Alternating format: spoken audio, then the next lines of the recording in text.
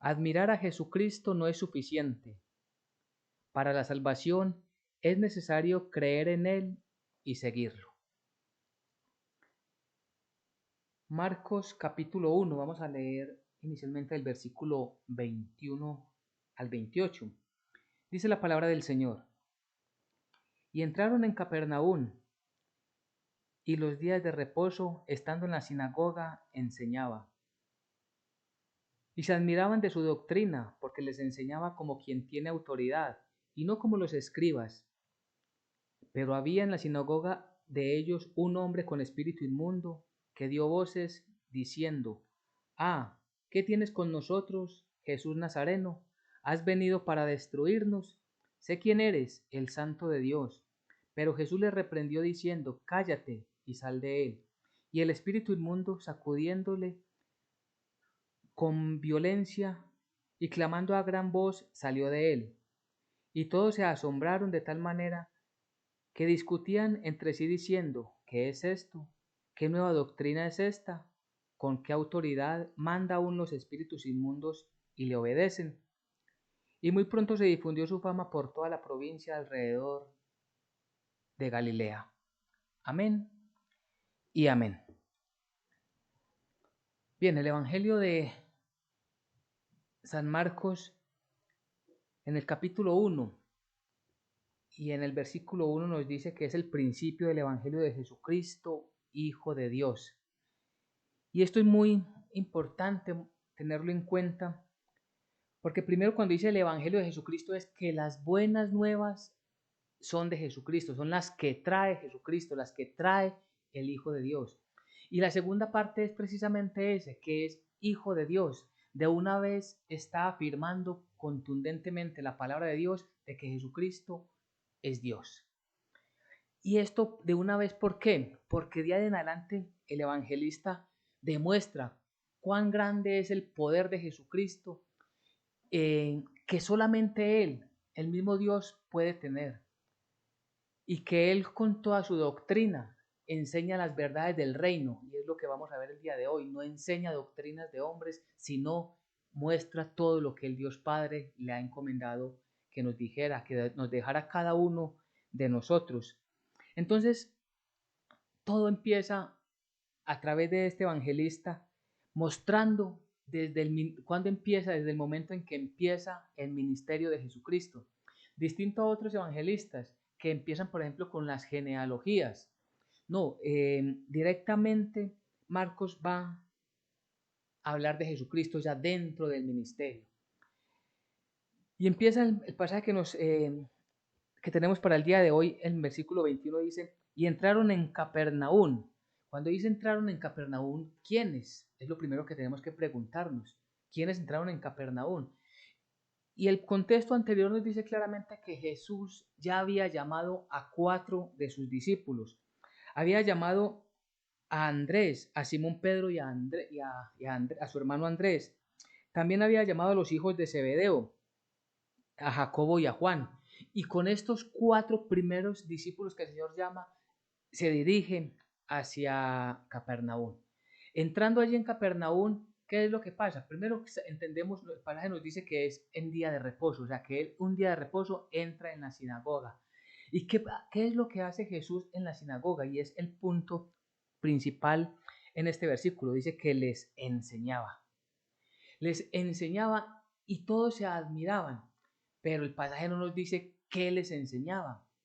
En esta porción el evangelista quiere mostrarnos, el Espíritu Santo nos quiere manifestar cuán grande es el poder de Jesucristo, que tenía un poder sobre los espíritus inmundos, es decir, sobre los demonios. Pero también el contexto anterior sí nos dice qué era lo que estaba enseñando o cuál era la predicación, el evangelio, las buenas nuevas que Jesucristo estaba anunciando. Si nos devolvemos un poco al versículo 15 de este mismo capítulo 1, vemos lo que el Señor les dice. El tiempo se ha cumplido y el reino de Dios se ha acercado. Arrepentíos y creed en el Evangelio. Este es el mensaje principal que Jesucristo vino a anunciar, a llamarnos al arrepentimiento. De hecho, cuando dice arrepentíos, podríamos nosotros, como está traducido, entenderlo como algo opcional. Arrepentidos, como quien quiere arrepentirse.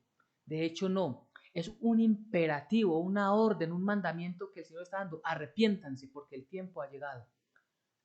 Y así debemos de tomarlo nosotros. El llamado que el Señor nos hace a nosotros es arrepiéntese. Y cuando dice arrepiéntese es porque Él ya vio en nosotros pecados. Porque Él ya conoce todo perfectamente de nuestro ser y sabe que estamos en una naturaleza caída. ¿Y qué es el arrepentimiento? El arrepentimiento es un cambio de dirección. Un cambio de dirección. ¿En qué dirección estamos llevando nuestras vidas? Cuando escuchamos la voz del Señor que dice arrepentidos, debemos de hacer un alto, mirar cómo estamos nosotros conforme a la voluntad de Dios, conforme a la palabra de Dios y cambiar nuestro rumbo ahora en el camino de rectitud que es en la presencia de nuestro Señor y Salvador Jesucristo. Entonces, lo que está llamando Jesucristo primero es al arrepentimiento. Segundo, ¿qué más dice? El reino de Dios se ha acercado. Él es el reino de Dios. Él es el rey de ese reino. Por lo tanto, cuando Él está anunciando que el tiempo se ha cumplido, es el momento que Dios estableció dentro de la historia de la humanidad para que Jesucristo, el Hijo de Dios, se manifestara, había llegado. Y esto sabemos que en esto se parte la historia de la humanidad, antes de Jesucristo y después de Jesucristo. Este fue el tiempo escogido desde la eternidad por el mismo soberano Dios. Y como ya el tiempo se ha cumplido, es el tiempo para que las personas, cada uno de nosotros, nos acerquemos a Dios de la manera correcta. Siempre el pueblo de Israel por momentos quería buscar a Dios, pero lo hacían de una manera incorrecta. Y ellos no entendieron que todo lo que Dios les había dado, porque ellos tenían el privilegio, tuvieron el privilegio, ellos tenían los, los, los padres de la fe, los patriarcas, como le conocemos. Ellos tenían las promesas que Dios les dio a través de los mismos patriarcas. Dios les dio los profetas para que conocieran la palabra de Dios. El Señor fue el que les dio todas las leyes, directa y exclusivamente a este pueblo. Pero ellos no lo tomaron de tal forma que sus vidas y sus corazones alabaran y adoraran al Dios único y verdadero, sino que ellos en desobediencia se unieron a otras naciones y de esta manera contaminaron sus vidas delante de los ojos de Dios.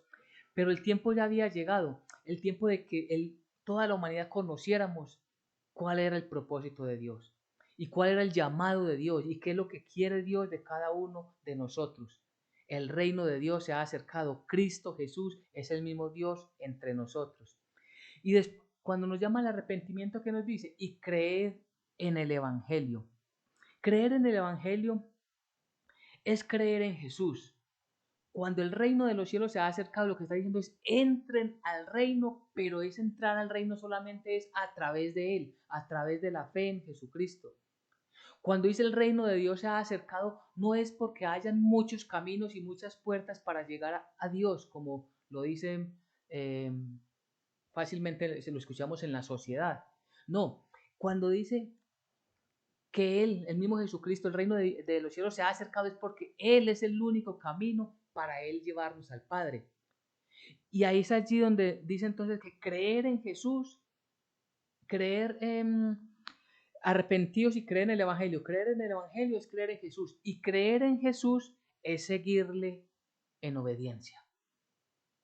Porque hay muchos que con mucha facilidad dicen que yo creo en Dios, yo creo en Jesucristo, pero no conocen cuál es su voluntad, no conocen qué dice la Biblia, de cómo debe ser el comportamiento de un creyente, qué es lo que caracteriza a un creyente, cómo se manifiesta la fe verdadera en un creyente. Solamente de palabras dicen yo creo en Jesucristo y le invocan de hecho, ay Señor Jesús ayúdame, pero el Señor está dando unas instrucciones a través de la Biblia, a través de su palabra, y si no la conocemos, ¿cómo vamos a comprender cómo y de dónde viene su ayuda? Porque lo que vamos a ver en el pasaje que estamos hoy leyendo es que mucha gente se admira porque sabemos que Él es todopoderoso y que hace grandes señales, milagros y prodigios. Pero va mucho más allá y todo empieza en el arrepentimiento. Podemos decir que el arrepentimiento es esa puerta o es ese punto de partida para entrar en el reino de los cielos. El arrepentimiento de una persona es el punto inicial para ese encuentro personal con su Señor, con su Maestro. Ese arrepentimiento debe ser y tiene que ser genuino, verdadero. Ese deseo de no volver a pecar, ese deseo de abandonar todas aquellas cosas que nos tenían atados en el mundo, de las cuales nos arrepentimos, de todo lo malo que hicimos conforme a la voluntad y los ojos de Dios, y ahora damos una vuelta y seguimos el camino de Jesucristo.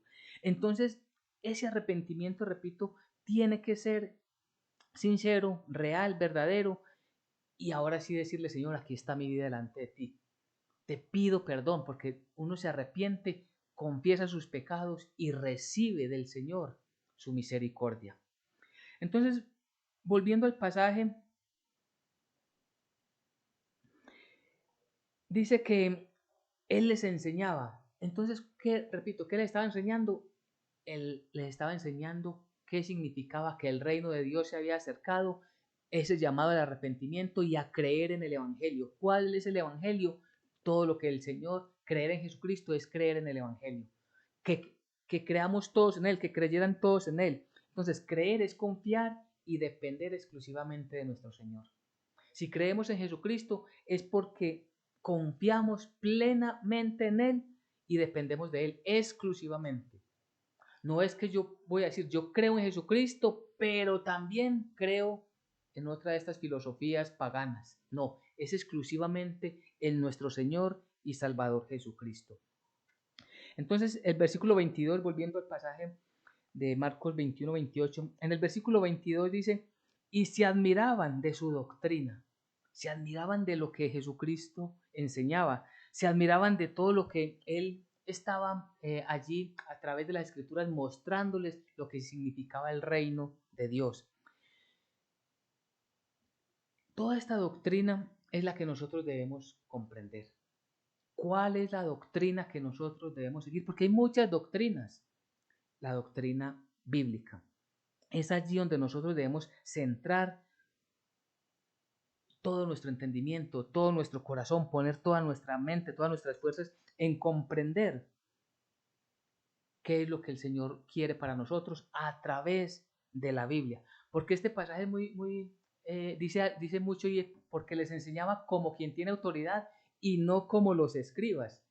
Y uno se pregunta, bueno, ¿y cómo enseñaban los escribas? ¿Qué estaban enseñando los escribas que el pasaje es tan contundente para hacer de una vez hacer la diferencia entre nuestro Señor Jesucristo y su enseñanza y los escribas y su propia enseñanza? Y es que recordemos que Jesucristo muchas veces confrontó a los escribas y a los fariseos. Cuando leemos los evangelios encontramos repetidamente muchas veces que dice, hay de vosotros escribas y fariseos hipócritas. ¿Y por qué les dice esto? Porque ellos tenían gran dificultad para enseñar verdaderamente la palabra de Dios. Y de hecho, si habían ido más a los rudimentos humanos, si habían ido más a enseñar doctrinas humanas que en esforzarse en enseñar y en practicar desde ellos mismos la voluntad de Dios, la palabra de Dios, la ley de Dios. Entonces ellos estaban, por momentos nombraban, enunciaban o leían la ley, pero sus acciones demostraban lo contrario. En Marcos 7, versículos 6 y 7, miremos cómo el Señor les dice, respondiendo él, les dijo, hipócritas, bien profetizó de vosotros Isaías, como está escrito, este pueblo de labios me honra, mas su corazón está lejos de mí, pues en vano me honran, enseñando como doctrinas mandamientos de hombres. Este era un problema que tenían los escribas y los fariseos. Ellos están poniendo cargas al pueblo, a la nación de Israel, aquellas personas del común que no tenían la posibilidad de leer los manuscritos o de entenderlos, sino que ellos se dependían exclusivamente de lo que los rabinos les dijeran. Y estos decían, cuando enseñaban los escribas y los fariseos, nombraban a los rabinos. ¿De dónde venía esa enseñanza? De X o Y rabino. Pero aquí la palabra del Señor nos dice que como quien tiene autoridad, porque Jesucristo enseñaba no conforme a las tradiciones humanas, sino conforme a la voluntad de Dios. Entonces, desde allí encontramos de dónde venía la autoridad, la de los rabinos, según los escribas y fariseos, o la de Dios que estaba en la persona de Jesucristo. Esa era la autoridad y por eso la doctrina era tan distinta. Por eso ellos se asombraban, por eso ellos se admiraban porque decían, es increíble las cosas nuevas que estamos escuchando. Y la forma que el Señor Jesucristo lo estaba haciendo daba para que todos comprendieran la palabra de Dios. Entonces el pasaje, el versículo 22, y se admiraban de su doctrina porque les enseñaba como quien tiene autoridad. La autoridad de nosotros, en dónde la encontramos, quién es nuestra suprema y nuestra sublime autoridad. El Dios Todopoderoso. Y el Dios Todopoderoso se ha manifestado a nosotros en la persona de Jesucristo. ¿Quién es la autoridad por excelencia en nuestras vidas? Jesucristo. Y el verbo se hizo carne, significa que para nosotros la autoridad es la palabra de Dios. La palabra de Dios es la máxima autoridad para el creyente en todo lo que tiene que ver con la fe y la práctica de la vida cristiana. Es decir, ¿qué determina qué creemos y cómo debemos de vivir? La santa palabra de Dios. Se conoce mucho en los estudios bíblicos algo que se llama las 5 solas. Las 5 solas es una expresión que viene del latín, pero esas 5 solas lo que quiere decir es que el fundamento de nuestra fe está o está determinada en estas 5 expresiones, que es solo escritura. Repito, solo escritura, ¿qué significa? Que la palabra de Dios es la máxima autoridad para nuestra vida. En materia de fe y de comportamiento es la Biblia, solo la Biblia, es decir, solo escritura. ¿Y por qué es tan importante estas 5 solas, estas 5 expresiones, estas 5 afirmaciones? Porque allí se resume en dónde estamos nosotros parados. Solo escritura como la máxima autoridad, es decir, que no dependemos de otros libros, no dependemos de qué dijo un jerarca religioso, no dependemos de un catecismo, no, dependemos única y exclusivamente de la santa palabra de Dios. Dentro de esas 5 solas también está solo por fe. Sabemos que la justificación es solo por fe. Solo Cristo, ahí vemos que solo en Cristo hay salvación. Solo gloria a Dios, porque solo la gloria le pertenece a Dios. Entonces vemos cómo se van viendo estas 5 afirmaciones que nos conducen a que nuestro centro de la fe, la confianza y la esperanza estén puestas exclusivamente en Dios a través de lo que dice la santa palabra de Dios. Esa es la autoridad que nosotros tenemos hoy en nuestras vidas. Esa es la autoridad que nosotros debemos seguir y no debemos prestar oídos a nada distinto que no venga de la palabra del Señor. Así lo diga el mejor predicador, el más grande de los sacerdotes, nada, absolutamente nada. Si no está en la palabra de Dios, para nosotros no es válido. Entonces, todo lo que contradiga la palabra de Dios, para nosotros es inaceptable. Si es contrario a la palabra de Dios, inmediatamente lo descartamos. Y si no está en la palabra de Dios, tampoco lo recibimos. Porque pueden haber cosas que no estén en la palabra de Dios o que estén contradiciendo a la palabra de Dios. La Biblia para nosotros es la suprema autoridad. Entonces, cuando hablamos nosotros de la palabra de Dios, estamos hablando de la autoridad de Dios, no de nuestra autoridad, sino de la autoridad santa, poderosa y gloriosa que enseñó nuestro Señor Jesucristo. Versículo 23. Pero había en la sinagoga de ellos un hombre con espíritu inmundo que dio voces. Entre ellos un hombre con espíritu inmundo, lo que llamamos hoy un hombre, una persona poseída por un demonio. Y llama la atención porque estaba dentro de la congregación, dentro de la sinagoga. Es lo que podemos conocer hoy, que dentro de la iglesia o del grupo de personas que conforman la iglesia de Jesucristo, donde nos congregamos, llegue una persona o permanezca entre las personas uno que tiene un espíritu inmundo. Y uno dice, pero ¿por qué esto puede suceder? Y es que sabemos que el espíritu inmundo está totalmente cómodo donde no se esté adorando, alabando y glorificando a Dios. ¿Qué estaba pasando? Miremos el contexto. Estaban acostumbrados en aquella sinagoga a escuchar a los escribas y los fariseos. ¿Qué estaban enseñando o qué enseñaban normalmente los escribas y los fariseos? Enseñaban doctrinas humanas. Entonces, para el espíritu inmundo tenía total comodidad, porque el pueblo estaba totalmente adormecido, estaba totalmente apartado de la voluntad de Dios, estaba lejos de conocer la voluntad del Dios Todopoderoso. Entonces el espíritu estaba allí adormecido, calmado en un hombre. Pero llega Jesucristo, el poder de Dios, con la autoridad de Dios, el mismo Dios, y habla y hace ese llamado al arrepentimiento. ¿Qué hace? Empieza a incomodar al espíritu inmundo. El espíritu inmundo sabe que allí tiene un enemigo, porque todos los demonios son enemigos del Dios Altísimo, del Santo y Soberano Dios. Entonces allí inmediatamente tiene que reaccionar ese espíritu inmundo, porque la gente está perdiendo el control que tiene sobre estas personas que las tienen adormecidas con las falsas enseñanzas y ahora están conociendo la verdad.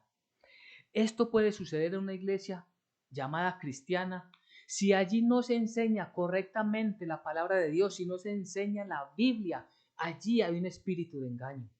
Y allí pueden venir muchas personas que están tomadas por espíritus malignos y nada va a pasar con ellos, porque el espíritu inmundo va a estar cómodo allí. Pero cuando llegue alguien a hablar de la palabra de Dios, cuando llegue un predicador a hablar del arrepentimiento, arrepentámonos porque estamos lejos de la voluntad de Dios.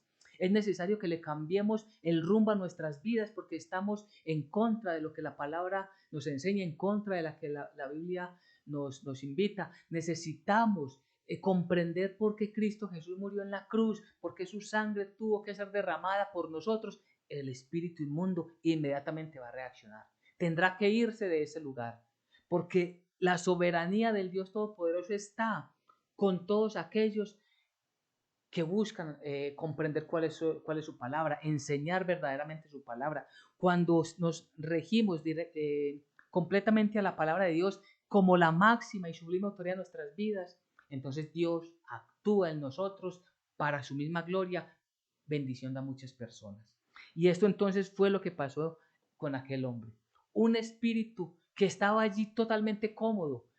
El pasaje no nos dice cuánto tiempo llevaba dentro de esa sinagoga, cuánto tiempo llevaba escuchando la ley de Moisés, cuánto tiempo estaba allí en medio de los rabinos, pero nada pasaba con él. Y cuántas personas estaban allí escuchando cada sábado. Recordemos que era un sábado, el día de reposo. Recordemos que se juntaban, se reunían normalmente las mismas personas para escuchar. Dejaban todas sus labores y venían a escuchar lo que los rabinos o lo que los escribas y fariseos tenían para decirles. Y no pasaba nada con ellos. Ahora, cuando llega la persona de Jesucristo, es que cambia todo en aquel hombre, como lo vamos a ver. En nosotros, si verdaderamente Cristo Jesús ha llegado a nosotros, si verdaderamente su palabra está en nosotros, creando ese efecto que Él quiere para nosotros, muchas cosas se van a mover de nosotros. Muchas cosas malas tienen que salir de nosotros. Muchos malos hábitos hay que dejar, muchas palabras hay que dejar, muchos incluso amistades tenemos que separarnos de ellas, porque la presencia de Jesucristo crea incomodidad con el pecado. Y nosotros tenemos que ser valientes y permanecer siempre firmes en la fe cristiana, en el evangelio de la salvación, en el evangelio que es por gracia. Entonces dice el versículo 24. Recordemos que el espíritu inmundo dio voces. ¿Y qué dijo? Diciendo, ¿qué tienes con nosotros, Jesús Nazareno? ¿Has venido para destruirnos? Sé quién eres, el Santo de Dios. Sé quién eres, el Santo de Dios. Es lo que el espíritu inmundo reconoce en la persona de Jesucristo. Eres el Santo de Dios. Él está testificando que es Dios, pero eso no es lo que Jesucristo quiere. Eso no es lo que busca Jesucristo, porque vamos a ver que Él lo reprende contundentemente. El Espíritu reacciona inmediatamente ante ¿qué? Ante la predicación de Jesucristo. Y él implícitamente lo que está diciendo él, esto es verdad, esto es verdad, este que está delante de ustedes es verdaderamente Dios, pero no es lo que Dios espera. Dios no espera que lo testifiquen los demonios, sino que lo testifiquemos nosotros los creyentes, que nosotros seamos los que abramos nuestros labios para decir, Él es el Santo de Dios. Miremos esta expresión, sé quién eres, el Santo de Dios. Vamos a leer el versículo que sigue y volvemos a él. Pero Jesús le reprendió diciendo, cállate y sal de él. Entonces, el espíritu inmundo reconoce que Jesucristo es el Santo de Dios, que Él es el Hijo de Dios, por lo tanto es el mismo Dios, y lo dice públicamente a través de este hombre que tenía poseído. Y Jesús lo reprende, cállate. Repito, el testimonio no puede venir del demonio, el testimonio tiene que salir de una verdadera persona convertida al Evangelio de Jesucristo, de un verdadero creyente. Y miremos la diferencia, por ejemplo, lo que dice Pedro, lo que dicen los discípulos de Jesucristo. En el Evangelio de Juan, Juan 6:69, miremos cómo dice. Y nosotros hemos creído y conocemos que tú eres el Cristo, el Hijo del Dios viviente. Miremos que son muy similares y la intención de reconocer a Jesucristo, más bien, de reconocerlo como el Hijo de Dios, está en los dos pasajes. Pero uno venía a través de un demonio, lo cual Jesucristo y Dios Todopoderoso jamás aceptan. Y este ya venía de unos creyentes, los discípulos, los apóstoles de Jesucristo, es decir, guiados por el Espíritu Santo. Recordemos que el mismo Señor Jesucristo le dijo a Pedro, cuando dice, ¿y quién decís vosotros que soy yo?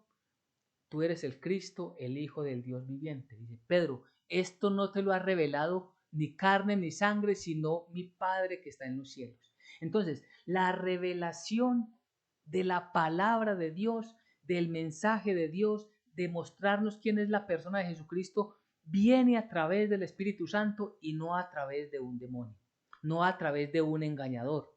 ¿Y por qué este énfasis? Es muy importante porque vemos en este momento, tristemente, y tristemente lo decimos porque algunas iglesias que dicen ser cristianas están mezclando la enseñanza bíblica, lo que dice la palabra de Dios, lo que efectivamente sí viene de la palabra de Dios, lo están mezclando con doctrinas y filosofías humanas y están engañando a la gente, haciendo acuerdos simplemente por decir, mire, es que lo que nos une, pongámoslo delante de las personas, y no valoran que detrás de alguien que está aceptando parte del Evangelio viene también la negación de muchos pasajes bíblicos, donde dice que solo a Dios se ora, donde dice que solo se adora al Señor Dios Todopoderoso, donde dice que solamente la gloria es para Él, donde dice que no invocamos muertos, donde dice, y toda esta gran cantidad de cosas que nos enseña la Biblia, la traen muchos enseñadores llamados bíblicos, pero que no lo son,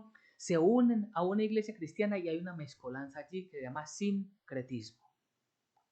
Y es que Dios no acepta esas mezclas. Dios no recibe, no le gusta que nosotros tengamos compartamos esas enseñanzas con los no creyentes. Miremos 2 Corintios 6:15. Allí vamos a encontrar cómo el Señor eh, está hablando, el Espíritu Santo está hablando a través de Pablo. ¿Y qué concordia Cristo con Belial? ¿O qué parte el creyente con el incrédulo? Esto está dentro del contexto de no os unáis en yugo desigual. ¿Y por qué lo traemos dentro de este tema? Porque la palabra concordia, es decir, lo que quiere decir es, ¿qué tienen en común? ¿Qué tienen en común Cristo y Belial? Absolutamente nada, son totalmente opuestos. Entonces, cuando nosotros nos acercamos a la palabra de Dios, es exclusivamente a la palabra de Dios. Y no, repito, no recibimos todas aquellas llamadas, aquellas invitaciones para que juntemos entre todos lo que nos une y de ahí en el amor de Jesucristo, en el amor de Dios, compartimos y así nos vamos todos yendo como una sola iglesia delante del Señor. No. Mire la posición de Jesucristo y miremos la posición de Pablo. Recordemos que Pablo también lo seguía en Hechos 16, 17. Una adivina también lo seguía a ellos. Vamos al pasaje allí, Hechos 16, 17. Una adivina le seguía a Pablo dando testimonio. Una adivina decía, esta, siguiendo a Pablo y a nosotros, daba voces diciendo, estos hombres son siervos del Dios Altísimo, quienes os anuncian el camino de salvación. Y uno podría decir, pero ¿qué de malo es eso? Lo que está diciendo es verdad. Claro, lo que el demonio estaba diciendo era verdad, pero es que Dios no acepta el testimonio de demonios. Dios busca el testimonio de personas que hemos sido regeneradas y que ahora decimos, Jesucristo es el Hijo del Dios viviente y a través de Él tengo la salvación. En Él tengo vida eterna. Por el derramamiento de su sangre tengo perdón de pecados. Que lo digamos nosotros los que hemos sido redimidos. Pablo también se devuelve en este pasaje de Hechos, se devuelve y reprende ese espíritu y esa mujer queda sin ese poder demoníaco que tenía, ese poder de adivinación. Lo que nos enseña el pasaje es que nosotros no podemos unirnos con otras clases de doctrinas. Recordemos, creer en Jesucristo es confiar y depender exclusivamente de Él. Creer en Jesucristo es vivir con nosotros exclusivamente conforme a su santa voluntad. No tenemos nada en común, es decir, Cristo no tiene nada en común con nada que venga del maligno. Y nosotros no podemos tratar de fusionarlo o permitir esas fusiones que nos quieren implementar con el sincretismo. Nosotros buscamos siempre agradar a Dios conforme a su santa palabra, conforme a su santa voluntad. Entonces, para terminar el pasaje, el versículo 26, volviendo a Marcos, dice, versículo 26, y el espíritu inmundo sacudiéndole con violencia. ¿A quién sacudió? A la persona que tenía poseída. Vemos que era un individuo, una persona que estaba poseída por un espíritu inmundo. Cuando nuestro Señor Jesucristo con todo poder le ordena salir, ¿Él qué es lo que hace? Lo sacude bruscamente, con violencia, dice la palabra, y clamando a gran voz, salió de él. Nadie se puede, ni aun los espíritus inmundos, ningún demonio, ni siquiera el mismo diablo Satanás, ni el diablo ni Satanás pueden resistirse a la palabra de Dios, al poder de autoridad de la palabra de Dios. El diablo está hoy en el mundo bajo la soberanía de Dios, bajo la divina providencia de Dios. Es decir, Dios le ha dado un permiso limitado y un poder limitado que va a llegar el día, que no está muy lejos, en que terminará. Y sabemos que estamos en medio de demonios, sí, pero más grande es el que está en nosotros, Cristo Jesús el Señor. Y si nosotros estamos en Cristo, si Cristo está en nosotros, es imposible que un espíritu inmundo tome nuestras vidas, tome nuestros cuerpos. No lo puede hacer, es imposible, porque estamos en Cristo. Pero esto sucede con aquellas personas que incluso son muy religiosas, pero que no tienen a Cristo en su corazón, que no tienen a Cristo, que participan de eventos, de actividades religiosas, incluso de encuentros cristianos, pero que no han entregado su vida verdaderamente al Señor. Y quizás esas personas no han escuchado el Evangelio de la salvación. ¿Cuántas personas han escuchado el Evangelio que es de la salvación que es por gracia y sus vidas, como la de nosotros, es transformada por el Espíritu Santo? Y esto sucede porque es una obra completamente de Dios. Pues el espíritu inmundo no pudo mantener el dominio sobre esta persona y salió dando voces. Y viene el versículo 27. Dice, y todos se asombraron de tal manera que discutían entre sí diciendo, ¿qué es esto? Asombrados, ¿qué es lo que está pasando? ¿Qué es esto? ¿Qué nueva doctrina es esta que con autoridad manda una a los espíritus inmundos y le obedecen? Es maravilloso. Miren, en el tiempo de Jesucristo, cuando estuvo en medio de su pueblo Israel, También había de los judíos, había quien expulsara demonios.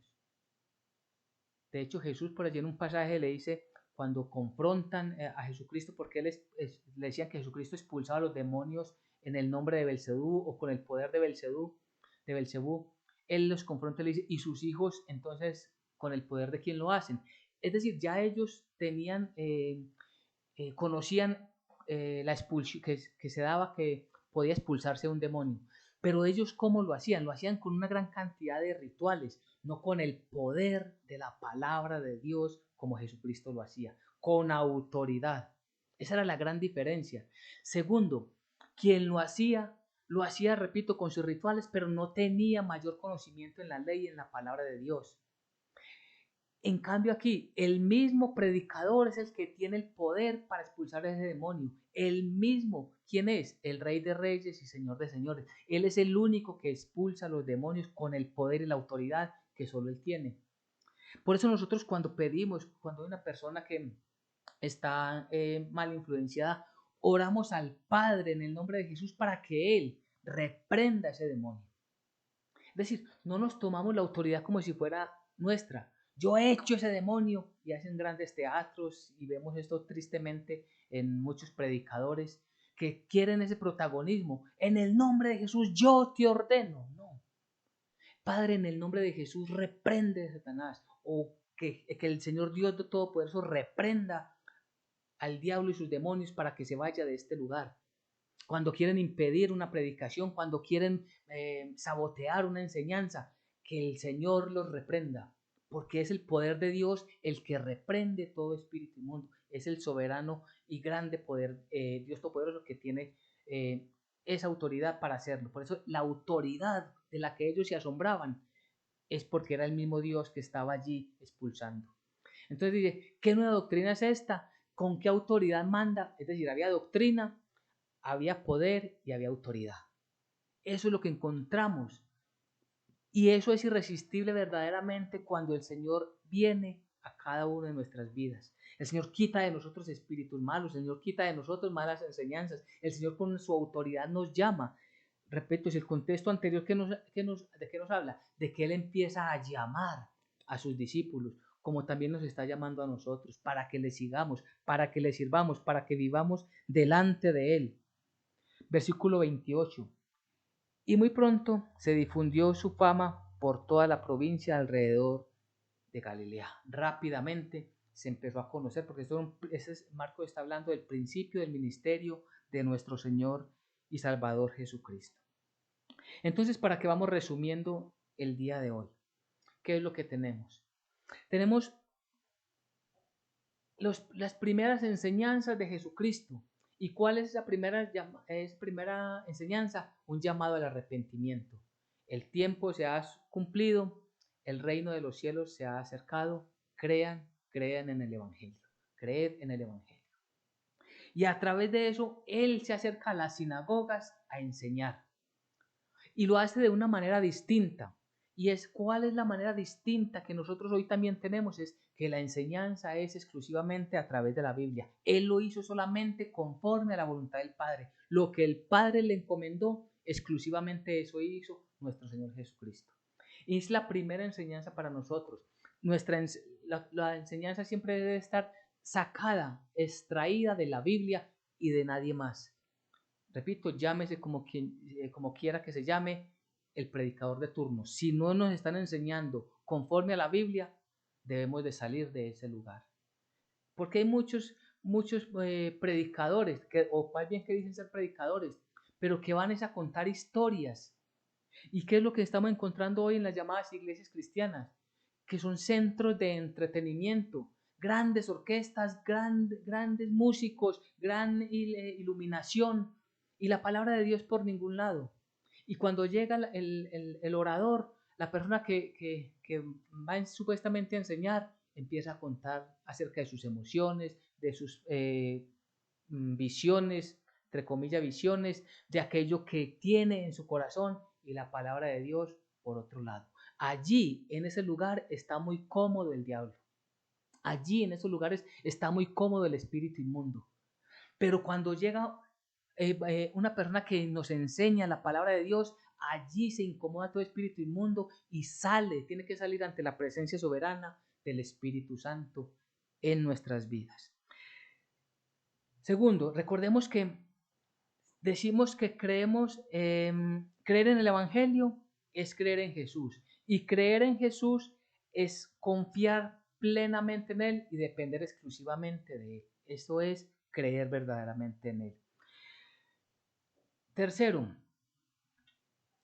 para nosotros la máxima autoridad es la palabra de Dios. Recordemos aquello que les hablé de las 5 solas, pues entre ellas está solo escritura. Y la escritura es la máxima autoridad en materia de fe y en la práctica de nuestras vidas, en lo que hacemos en nuestras vidas. Cuarto,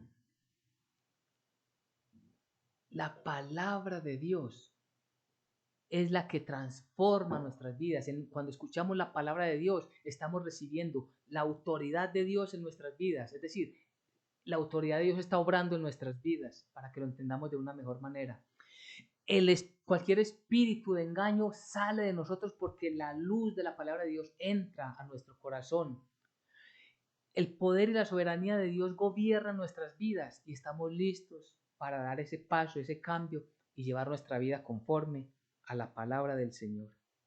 Recordemos, no hay acuerdo, no hay nada en común entre Cristo y Belial. No hay nada en común, no puede haber nada en común entre la enseñanza bíblica y otras enseñanzas. No podemos hacer ese tipo de acuerdos que tomemos en lo que estamos de acuerdo, lo que tenemos aquí en común, tomémoslo y no hablemos de lo otro. No, se habla completamente de la Biblia y el llamado no es a que nos unamos nosotros, sino a que nosotros nos unamos a Cristo. Esa es la gran diferencia. El llamado es para que nos unamos a Cristo, no para que nos unamos a otras congregaciones y entre muchas congregaciones hagamos la más grande del mundo, no. Somos 3, somos 4, somos 10 los que el Señor ponga, somos los que estamos hoy a través de este pequeño ministerio, somos llamados a unirnos a Cristo. De otras comunidades, de otras iglesias, el Señor está llamando también mucha gente para que se unan a Él. Y todos nos encontramos en el Evangelio de la salvación por gracia. Esto es lo que el Señor quiere de nosotros. Entonces aquí, para terminar el punto principal del día de hoy, que no nos suceda como sucedió con esta comunidad. Se admiraban de Jesucristo, se admiraban del poder que Él tenía, pero eso no fue suficiente para ellos dar el paso. No es suficiente con admirarlo, es necesario creer en Él y seguirlo. Y ese es el título que tenemos para el día de hoy. Admirar a Jesucristo no es suficiente para la salvación, es necesario creer en Él y seguirlo. Para la salvación es necesario creer en Jesucristo y seguirlo. No es suficiente simplemente con admirar todo lo que Él hace. Amén y amén.